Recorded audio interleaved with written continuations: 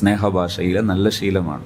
ഒരു ദിവസം ഞാൻ ഒരാളോട് പറഞ്ഞപ്പോൾ അയാൾ പറഞ്ഞു, ഉസ്താദെ എന്തും സഹിക്കാം, നാവ സഹിച്ചുകൂടാത്തത്. പലപ്പോഴും ഞാൻ ഓർക്കാറുള്ളൊരു തമാശയാണ്, ഒരാൾ ഭാര്യയെ ബാത്റൂമിൽ വീണിട്ട് ചുണ്ട് പൊട്ടിയപ്പോൾ ഹോസ്പിറ്റലിൽ കൊണ്ടുപോയി, ഡോക്ടറെ കാണിച്ചു. ഡോക്ടർ പറഞ്ഞു മുറിവ് കുറച്ച് കൂടുതലാണ്, സ്റ്റിച്ച് ഇടേണ്ടി വരും. അപ്പോൾ ഇയാൾ ചോദിച്ചു, അന്ന് പറയുമ്പോൾ ഡോക്ടർ പറഞ്ഞത് ഇത് സർജറി വേണ്ടി വരുമെന്ന്. സർജറി എന്ന് പറയുമ്പോൾ ഇയാൾ ഓർമ്മയിലുള്ളത് ഒരു 3-6 മാസം മുമ്പ് അല്ലെങ്കിൽ അതിൻ്റെ മുമ്പ് ഭാര്യൻ്റെ ഡെലിവറിയോട് ചേർന്നുള്ള സർജറിയാണ്. 90 ചിലവായിട്ടുണ്ട്, അഥവാ 1,00,000 അടുത്ത് ചിലവായിട്ടുണ്ട്. ഇയാളൊന്ന് നെടുവീർപ്പോടെ ചോദിച്ചു എത്ര ചിലവാകും.